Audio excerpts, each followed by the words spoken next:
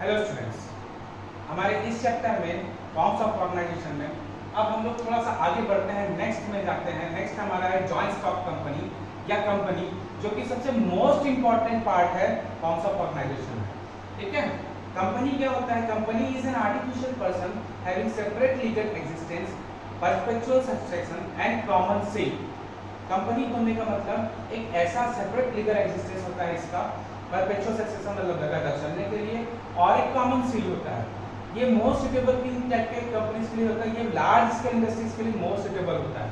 और दूसरी बात, इनके पास एक कैपेबिलिटी रहती है कि लोगों को अट्रैक्ट करते हैं ताकि ह्यूज कैपिटल ऑफ अमाउंट आप जनरेट कर सको। मतलब कंपनी के थ्रू क्या होता है, शेयर्स मार्केट में या फिर कहीं ना कहीं आप आईपीओ जारी करते हो, उसी के थ्रू आप क्या शेयर होल्डर्स को अट्रैक्ट करते हो। बेसिकली इसका ये बोलने का मतलब है। आगे बढ़ते हैं features. Separate legal existence. Separate legal existence बोलने का मतलब यहाँ पर ओनर और कंपनी दोनों को अलग अलग ट्रीट किया जाता है। ठीक है। आर्टिफिशियल पर्सन बोलने का मतलब कंपनी एक आर्टिफिशियल पर्सन होती है जहां पे जिसका सिर्फ नाम होता है, जिसका कोई भी फिजिकल एग्जिस्टेंस नहीं होता। जैसे रिलायंस। रिलायंस एक आर्टिफिशियल पर्सन है। रिलायंस जो नाम दिया है वो एक आर्टिफिशियल पर्सन है। ठीक है। अब उसका ओनर कौन है? तो उसके ओनर बेसिकली किसी भी कंपनी के ओनर शेयर होल्डर्स होते हैं। जहां पे शेयर सबसे ज्यादा जिसका होता है उसी को बोर्ड ऑफ डायरेक्टर्स क्या करते हैं, उसको डायरेक्टर डिसाइड कर देते हैं। जो बोर्ड ऑफ मेंबर्स होते हैं वो डायरेक्टर डिसाइड करते हैं। जैसे रिलायंस का मुकेश अंबानी, उनके शेयर सबसे ज्यादा होंगे उस पर्टिकुलर कंपनी में। रजिस्ट्रेशन। कंपनी का रजिस्ट्रेशन कराना मस्ट है। ठीक है, इंडियन कंपनीज एक्ट के हिसाब से आप इसका रजिस्ट्रेशन कराना मस्ट है। Perpetual succession. परपेचुअल सक्सेशन बोलने का मतलब ये गोइंग कंसर्न प्रिंसिपल के अकॉर्डिंग चलता है। मतलब आपको लगातार बिजनेस को रन करना है, हर साल साल के साल ऐसे रन करते चलना है, ये सक्सीड करते रहता है। बेसिकली ये बोलना है। Common cell. एक कंपनी का एक ही कॉमन सील होता है। आप देखते हो कि बहुत जगह जैसे मान लो किसी गवर्नमेंट ऑर्गेनाइजेशन है तो वहां पर सील जो लगता है वो सबके लिए एक ही लगता है, चाहे वो किसी भी टाइप के डॉक्यूमेंटेशन के लिए। वैसे रिलायंस का आप लोगो देखे होंगे, जितने भी रिलायंस के प्रोडक्ट हैं वो सब जगह एक ही नाम और एक ही सील को यूज करते हैं। Transferability of shares. Transferability of shares मतलब इसमें इजीली ट्रांसफर भी किया जा सकता है। अगर किसी पार्टनर को या किसी बोर्ड ऑफ डायरेक्टर्स के मेंबर को लगता है कि शेयर को ट्रांसफर करना है तो वो इजीली सेल आउट करके कर सकता है। सेवेंथ है separation of ownership and control. ये थोड़ा सा अलग है। बेसिकली बोलने का मतलब क्या है, किसी भी कंपनी के ओनर कौन होते हैं? Share holders. ठीक है, तो शेयर होल्डर्स डिसाइड करते हैं कि कौन हमारा बोर्ड ऑफ डायरेक्टर्स का मेंबर होगा या कौन हमको लीड करेगा, कौन हमारा डायरेक्टर होगा। तो यहीं पर आपको बता दिया कि सेपरेशन ऑफ ओनरशिप बोलने का मतलब ओनर्स अलग रहेंगे, शेयर होल्डर्स रहेंगे, लेकिन उनको कंट्रोल क्या है कोई और करेगा जो डायरेक्टर बन के आता है, और ये मेंबर्स उनको इलेक्ट करके लेके आते हैं। ठीक है, तो यहाँ पर separation of ownership and control दोनों अलग अलग लोग करते हैं। और finally limited liability. Limited liability इसलिए बोला जाता है क्योंकि जितने शेयर होल्डर्स आपके कंपनी में इन्वॉल्व रहेंगे उतना ही वो लायबिलिटी पुट अप कर पाएंगे। तो ये लिमिटेड लायबिलिटी कंपनी भी होती है। ये था इसका फीचर्स। अब आगे बढ़ते हैं इसके मेरिट्स और डिमेरिट्स में। अब आगे बढ़ते हैं इसके मेरिट्स में। मेरिट्स मतलब एडवांटेज भी होता है और कहीं ना कहीं ये फीचर से सिमिलर भी होता है। जैसे आपको देखना कुछ ना कुछ फीचर और एडवांटेज में सिमिलर थिंग्स दिखेंगे। जैसे सबसे पहला large amount of capital. Company में large amount of capital put हुआ जाता है। क्यों? क्योंकि नंबर ऑफ शेयर होल्डर्स बहुत ज्यादा रहते हैं, क्योंकि ज्यादा लोग मिलके इसको, आपका सीधा डेफिनेशन ही रहता है कि company is a group of many persons, more than 50 और मोर देन 100। क्योंकि अलग मोर देन 100 या 50 इसलिए बोल पा रहा हूं मैं क्योंकि प्राइवेट कंपनी और पब्लिक कंपनी में अलग अलग क्राइटेरिया रहता है। तो लार्ज नंबर ऑफ कैपिटल्स, इसमें large amount of capital invested रहता है। Limited liability. लिमिटेड लायबिलिटी मतलब एक एक्सटेंट तक ही रहता है, जो थोड़ी देर पहले फीचर्स में भी बताया था मैं। जैसे अगर मान लो बात कोई शेयर होल्डर है, वो 10,000 शेयर्स खरीदा है और 10 रुपीज ईच वाला, तो उसकी लायबिलिटी सिर्फ और सिर्फ 1 लाख तक ही रहेगी। 10,000 each into 10 rupees each into 10,000 share, मतलब 1 लाख तक की उसकी लायबिलिटी रहेगी। Continuity and stability. ऐसे टाइप के ऑर्गेनाइजेशन की कंटिन्यूटी बहुत ज्यादा रहती है। ये क्योंकि एक पर्टिकुलर गवर्नमेंट के रूल्स और रेगुलेशंस के कारण रजिस्ट्रेशन के हिसाब से एज पर रूल बने रहता है। इसमें लीगल प्रोसीजर रहता है, इसका वाइंडिंग अप करने का भी लीगल प्रोसीजर रहता है। तो नॉर्मली ये सब कंपनी परपेचुअल सक्सेशन के कारण नॉर्मली इजीली वाइंड अप नहीं हो पाती। तो इन टाइप के बिजनेस में कंटिन्यूटी या स्टेबिलिटी बहुत ज्यादा रहती है।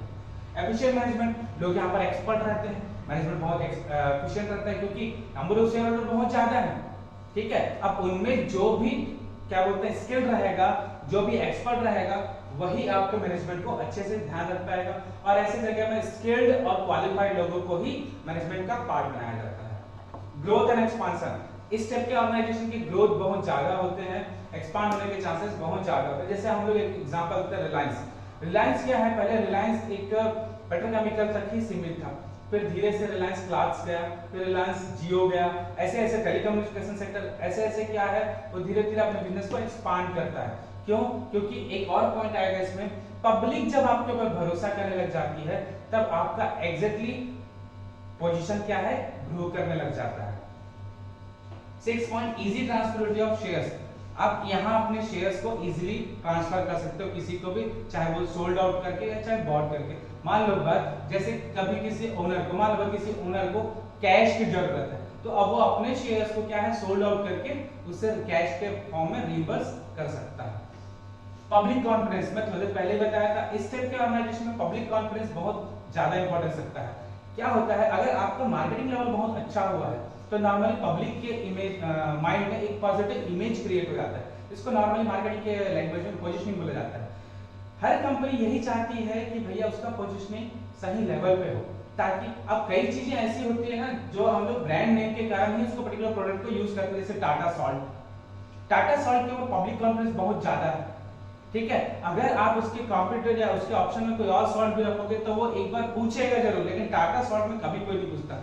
ये इसका फायदा है, कंपनी का फायदा यही होता है कि इसमें पब्लिक कॉन्फिडेंस बहुत अच्छा होता है। अगर एक बार वो पब्लिक आपके ऊपर भरोसा करने लग जाए तो डेफिनेटली आपका प्रोडक्ट लगातार ग्रो करने लग जाएगा। Democratic type of management, democratic type of management बोलने का मतलब जैसे कोऑपरेटिव सोसाइटी में होता था, हर किसी को one man one vote type का, ठीक है। सबको एक राइट रहेगा कि वो डिसीजन मेकिंग में वो कहीं ना कहीं इन्वॉल्व हो सके, ठीक है। और लेकिन ऐसा नहीं कि सबके सब डिसीजन ले सकते हैं। एक्चुअल में होता क्या है, बोर्ड ऑफ मेंबर्स में जितने लोगों को सेलेक्ट किया गया है शेयर के हिसाब से या शेयर कंट्रीब्यूशन के हिसाब से, उतने लोगों को ही डिसीजन लेने के लिए लायबल रहते हैं। तो डेमोक्रेटिक इसलिए होता है क्योंकि सबसे पूछा जाता है, सबसे डिस्कस किया जाता है। यहाँ तक शेयर होल्डर्स को भी नोटिस आता है हर चीज का, लेकिन हाँ हर शेयर होल्डर्स उस पर्टिकुलर मीटिंग में अटेंड करे इसकी कोई कंपल्सन नहीं रहता। डिस्पर्सल ऑफ ओनरशिप, अभी थोड़ी देर पहले बताया शेयर होल्डर्स का नंबर ऑफ शेयर होल्डर्स बहुत ज्यादा रहते हैं, तो ओनरशिप क्या है बहुत लोगों के पास है, समझ लीजिए। तो धीरे धीरे ये कोई बाउंडेशन नहीं रहता इसमें, मतलब कोई फ्यू हैंड्स के हाथ में इसका ओनरशिप नहीं रहता, ये लगभग सभी के हाथ में रहता है। सोशल रिस्पांसिबिलिटी, सोशल रिस्पांसिबिलिटी मतलब कंपनी का मेन मोटिव तो प्रॉफिट मोटिव ही होता है, लेकिन इसके अलावा भी बहुत सारे सोशल रिस्पांसिबिलिटीज होते हैं towards his customer, towards his producer, towards his supplier, towards his society, towards his people, ठीक है। तो बिना सोशल रिस्पांसिबिलिटी के कोई भी कंपनी ग्रो नहीं कर पाती, और ये इनको करना चाहिए, इनके बिजनेस एथिक्स में आता है, ठीक है। तो ये था मेरिट्स। मेरिट्स बहुत इंपॉर्टेंट है, याद रखना, ये एग्जाम में आता है। ये नॉर्मली इसमें बहुत सारे डिफरेंस भी आते हैं, जैसे प्राइवेट कंपनी, पब्लिक कंपनी, जब इसके आगे जाएंगे तब। तो मेरिट्स आपके बहुत इंपॉर्टेंट, इसको ध्यान से समझना। अब आते हैं हम लोग डीमेरिट्स में। Demerits of joint stock company, lengthy and expensive legal procedure. जब आपको पता है कि कंपनी बनाना है, मतलब आपको बहुत सारे रूल्स रेगुलेशंस फॉलो करने पड़ेंगे, लीगल प्रोसीजर आपको एप्लीकेबल लाने पड़ेंगे। तो नॉर्मली इस टाइप के ऑर्गेनाइजेशन में ये प्रोसेस पूरा बहुत ज्यादा लेंथी रहता है और एक्सपेंसिव रहता है। मैं करता है एकदम छोटी मोटी बात नहीं, जैसे नॉर्मली पार्टनरशिप फॉर्म में क्या है, आप छोटे से कैपिटल के साथ भी स्टार्ट कर सकते थे, यहाँ पर आपको ह्यूज अमाउंट ऑफ कैपिटल चाहिए। तो ये इतना कॉमन नहीं है कि आप कोई भी इजीली इसको स्टार्टअप कर पाए। Lack of motivation, basically companies owned by someone others, लेकिन मैनेज्ड बाय मैनेजर्स। मैनेजर्स कौन होते हैं? जो प्रोफेशनल्स रहते हैं, मैनेजर्स जो अपने स्किल और एक्सपर्टीज के थ्रू इसको मैनेज कर पाते हैं। और नॉर्मली मैनेजर्स को क्या है, सैलरी मिलता है, ठीक है। कंपनी के ग्रो करने में या बहुत ज्यादा प्रॉफिट अर्न करने में मैनेजर्स के सैलरी बढ़ेंगे या ना बढ़ेंगे इसकी कोई गारंटी नहीं होती, इसलिए यहाँ पर लैक ऑफ मोटिवेशंस होता है। डिले इन डिसीजंस, अब अभी थोड़ी देर पहले पढ़े थे हम लोग कि number of share holders, number of members बहुत ज्यादा रहते हैं, तो डिसीजंस क्या है, चैनल के थ्रू फ्लो होता है और उसमें डिले होने के चांसेस बहुत ज्यादा होते हैं। एक्सेसिव गवर्नमेंट कंट्रोल, अब बड़ी कंपनी है तो इसके रूल्स और रेगुलेशंस में इसमें हर चीज में एक्सप्लॉयटेशन ना हो जाए कंज्यूमर के थ्रू कंज्यूमर को, इसलिए गवर्नमेंट का कंट्रोल इसमें ज्यादा रहता ही है, इंटरफेरेंस रहता ही है। कॉन्फ्लिक्ट इन मैनेजमेंट में बहुत टाइप के मेंबर्स हैं, बोर्ड ऑफ डायरेक्टर्स हो गए, शेयर होल्डर्स हो गए, डिबेंचर होल्डर्स हो गए, एम्प्लॉइज हो गए, और सबका इकोनॉमिक इंटरेस्ट सबका अलग ही होता है, हर किसी का इकोनॉमिक इंटरेस्ट डिफरेंट हो ही सकता है, वेराई करता है, तो कॉन्फ्लिक्ट होने के चांसेस बहुत ज्यादा है। जैसे मान लो कि मैं एक छोटा सा एग्जांपल देता हूं, कंपनी ग्रो की, कंपनी का इंटरेस्ट बढ़ा, कंपनी का प्रॉफिट शेयरिंग रेशियो अच्छा खासा बढ़ने लग गया, लेकिन वहां के एम्प्लॉइज को बेनिफिट उसका नहीं मिल पाया, तो डेफिनेटली वो स्ट्राइक कर सकते हैं या फिर उनके मन में कोई ना कोई एम्बिग्यूटी होगी या कोई ग्रीवियंस हो जाएगा, समझे। तो कॉन्फ्लिक्ट मैनेजमेंट में होना आम बात है। ओलिगार्किक मैनेजमेंट, ओलिगार्किक ये वर्ड ही थोड़ा नया है, नॉर्मली प्रैक्टिकल है। ओलिगार्की मैनेजमेंट बोलने का मतलब क्या होता है, हम लोग अभी सुने थे थोड़ी देर पहले कि नॉर्मली ये इसका जो ओनरशिप है ये बहुत सारे लोगों के उसमें रहता है, कंट्रोल में रहता है, लेकिन ऐसा नहीं है, ये सिर्फ और सिर्फ पेपर में लिखा रहता है, लेकिन प्रैक्टिकल जाएंगे तो कंट्रोल इसका फ्यू हैंड्स में ही रहता है, जो फाइनेंशियली पावरफुल होते हैं उन्हीं के हाथ में होता है इसका डिसीजन लेने का पावर, ठीक है। अनहेल्दी स्पेकुलेशन, अनहेल्दी स्पेकुलेशन मतलब इस टाइप के ऑर्गेनाइजेशन में क्या है, फाइनेंशियल रिसोर्सेज बहुत ज्यादा होते हैं, तो शेयर के प्राइस बढ़ने और घटने के चांसेस बहुत ज्यादा रहते हैं, इसी को अनहेल्दी स्पेकुलेशन बोला जाता है, क्योंकि आदमी जब चाहे किसी न किसी से मूव कर सकता है, किसी न किसी को आप इन्फ्लुएंस कर सकता है अपने प्रोडक्ट के लिए या फिर उसका डीमेरिट्स निकाल के, तो यहाँ पर स्पेकुलेशन बहुत ज्यादा होता है जो कि अनहेल्दी भी हो सकता है। सोशल लेवल बहुत ज्यादा होता है, क्यों, क्योंकि इसमें अभी थोड़ी देर पहले बताया था फ्यू हैंड्स के कंट्रोल में ही रहता है पूरा का पूरा फाइनेंशियल रिसोर्सेज, पूरा का पूरा इकोनॉमिक पावर, तो सोशल लेवल्स, अब सोशल लेवल्स मतलब कंज्यूमर के साथ कुछ ना कुछ एक्सप्लॉयटेशन किया जा सकता है, नॉर्मली बड़ी जो प्राइवेट कंपनीज होते हैं ऐसा करते ही हैं, ठीक है, कि आप एडल्ट्रेशन कर दिए या फिर ब्लैक मार्केटिंग कर रहे हैं, ऐसा बहुत सारा चीज होता है और प्राइवेट कंपनी में खासकर इस टाइप की चीजें होती ही हैं। Interference and influence of in government decision, अब आज के डेट में करंट सिनेरियो के हिसाब से बहुत सारे ऐसे बिजनेस हाउसेस हैं, बिग बिजनेस हाउसेस हैं जो कहीं ना कहीं गवर्नमेंट को कंट्रोल कर रहे हैं, ऐसा माना जा सकता है थ्रू ब्राइब और एनीथिंग एल्स, ठीक है। बहुत सारी बड़ी बड़ी कंपनीज हैं जो गवर्नमेंट के डिसीजंस को भी चेंज कर देते हैं, ये इनका मेन काम है समझ लीजिए, क्योंकि ये इकोनॉमिकली बहुत पावरफुल है और कहीं ना कहीं कंट्री में सबसे टॉप में पहुंच के गया। मैं किसी का नाम नहीं लेना चाहूंगा, लेकिन मैं सिर्फ और सिर्फ बता रहा हूं कि ये वाला फैक्टर आज के डेट में बहुत ही इंपॉर्टेंट रखता है, ठीक है। तो यहां तक था डीमेरिट्स। डीमेरिट्स भी बहुत ज्यादा ध्यान देना है, क्योंकि ध्यान देने के लिए इसलिए बात है क्योंकि इसके मेरिट्स में लगभग भी चीजें ऐसी थी जो डीमेरिट्स में है।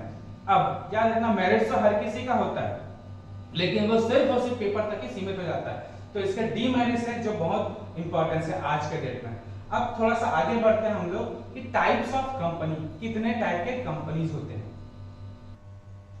टाइप्स ऑफ कंपनी, बेसिकली कोई भी जॉइंट स्टॉक कंपनी सिर्फ 3 टाइप के ही हो सकते हैं according to Indian company act 2013। सबसे पहला होता है private company, under section 2 sub section 68। Private company क्या होता है, जहां पर manufacturing unit, owner, controller, management, ये सब किसी न किसी प्राइवेट एंटरप्रेन्योर के हैंड्स में होगा और इसका मिनिमम पेड अप कैपिटल होता है ₹1 लाख, ठीक है। Public company under section 2 sub section 71 Indian company act 2013, इसका मिनिमम पेड अप कैपिटल होता है 5 लाख और हायर देन इट, ठीक है। इसमें ओनर, कंट्रोलर, मैनेजर या मैनेजमेंट सबके सब पब्लिक कंपनी के होते हैं या फिर board of directors. Public company बोलने का मतलब गवर्नमेंट कंपनी होती है। गवर्नमेंट कंपनी क्या करती है, कुछ लोगों को अपना एक मेंबर्स, अपने जो मेंबर्स होते हैं उनको बोर्ड ऑफ डायरेक्टर में शामिल कर देती है, जो कि उन्हीं लोग ओनर, कंट्रोलर और मैनेजर सबके सब होते हैं या फिर वो अपने हैंड्स में सब करते हैं। 1 पर्सन कंपनी, 1 पर्सन कंपनी बोलने का मतलब जहां पे अब ये पब्लिक और प्राइवेट दोनों से अपार्ट है ना, यहाँ पर सिर्फ और सिर्फ एक इंडिविजुअल पर्सन भी कंपनी स्टार्ट कर सकता है। इसका मिनिमम और इसका खासियत ये चाहे तो पब्लिक या प्राइवेट में ट्रांसफर भी कर सकता है, लेकिन तब ही जब इसका minimum paid up capital 5 lakh और हायर देन इट होगा। ठीक है, तो ये थे 3 टाइप की कंपनी। जैसे प्राइवेट कंपनी का एग्जांपल देता हूं, जैसे रिलायंस हो गया, टाटा इंडस्ट्रीज हो गया। पब्लिक कंपनी बोलने का मतलब सेल हो गया, स्टील अथॉरिटी इंडिया लिमिटेड, ठीक है, बेल हो गया, भारत हैवी इलेक्ट्रॉनिक्स लिमिटेड, जो कि जिसमें टोटल कंट्रोल किसका रहता है, गवर्नमेंट का रहता है।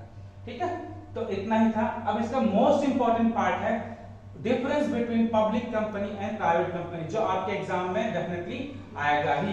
तो आप आगे बढ़ते हैं उसमें, basic difference between private company and public company. ठीक है, ये आपके एग्जाम में डेफिनेटली आएगा ही। अब ये मार्क के अकॉर्डिंग रहता है, जैसे मिनिमम मार्क 5 मार्क का ही क्वेश्चन में आता है, तो इसके डिफरेंसेस और भी हो सकते हैं। ठीक है, तो स्टार्ट करते हैं सबसे पहला। और हाँ, मैं पिछले अपने वीडियो में भी बताया था, अब जब भी आप डिफरेंस लिखोगे तो बेसिस के अकॉर्डिंग डिफरेंस लिखोगे। ठीक है, क्योंकि बिजनेस में बेसिस ऑफ डिफरेंस लिखना कंपल्सन है। तो सबसे पहले number of members, private company में मिनिमम 2 मेंबर्स होते हैं, मैक्सिमम 200 तक हो सकते हैं, लेकिन पब्लिक कंपनी में मिनिमम 7 मेंबर्स होते हैं और मैक्सिमम नो लिमिट, मतलब कितने भी मेंबर्स हो सकते हैं, वो डिपेंड करता है आपके शेयर होल्डर्स के ऊपर। Number of directors, private company में मिनिमम 2 डायरेक्टर होते हैं, वो भी कोरम को फिल अप करने के लिए। पब्लिक कंपनी में मिनिमम 3 डायरेक्टर्स होते हैं। Invitation to general public, private company को जरूरत नहीं रहता, does not invite any general public. ठीक है, कोई जरूरत नहीं रहता, लेकिन पब्लिक कंपनी में ये कंपल्सन होता है, ये जनरल पब्लिक को इनवाइट करती है ताकि वो उनके शेयर्स खरीद सके, उनमें पब्लिक डिपॉजिट्स खरीद सके, उनके डिबेंचर्स में इन्वेस्ट कर सके। प्रोस्पेक्टस नीड नॉट इशू, मतलब प्राइवेट कंपनी को कोई जरूरत नहीं है प्रोस्पेक्टस इशू करने की, लेकिन पब्लिक कंपनी को कंपल्सन है प्रोस्पेक्टस इशू करने की या फिर लीव इन प्रोस्पेक्टस इशू करने की, ताकि जो जनरल पब्लिक है, क्योंकि आप अभी थोड़ी देर पहले पढ़ते थे, जनरल पब्लिक को आपको अट्रैक्ट करना है किसके लिए, पब्लिक डिपॉजिट के लिए, शेयर्स के लिए, डिबेंचर्स के लिए, तो प्रोस्पेक्टस के थ्रू ही आप उनको अपने कंपनी के इंफॉर्मेशन के बारे में बता सकते हो। फिफ्थ है transfer of shares, private company में ट्रांसफर ऑफ शेयर्स करने का परमिशन नहीं रहता, लेकिन पब्लिक कंपनी में आप फ्री रहते हो कि आप जब चाहे तब अपना ट्रांसफर ऑफ शेयर कर सकते हो। जैसे कभी कभी ओनर को अगर कैश की जरूरत है तो अपना जो शेयर्स है उसको सोल्ड आउट करके ट्रांसफर करके भी कर सकता है। तो ये बेसिक 5 डिफरेंस थे। इसके अलावा भी कुछ डिफरेंस है, जैसे है कि minimum paid up capital, private company में 1 लाख तक मिनिमम पेड अप कैपिटल होता है, पब्लिक कंपनी में मिनिमम 5 लाख तक कैपिटल होता है। जैसे मेंबर ऑफ इंडेक्स, ठीक है, क्या बोलते हैं आपके जो इतने भी मेंबर्स है उनका इंडेक्स बनाना जरूरी रहता है। प्राइवेट कंपनी में कोई कंपल्सन नहीं रहता, लेकिन पब्लिक कंपनी में कंपल्सन रहता है। ऐसे 6-7 1-2 पॉइंट और होते हैं। तो ये था इस पर्टिकुलर चैप्टर का सबसे मोस्ट इंपोर्टेंट पार्ट, कंपनी का, प्राइवेट कंपनी और पब्लिक कंपनी, इनका डिफरेंस। तो यहाँ तक था ये वीडियो।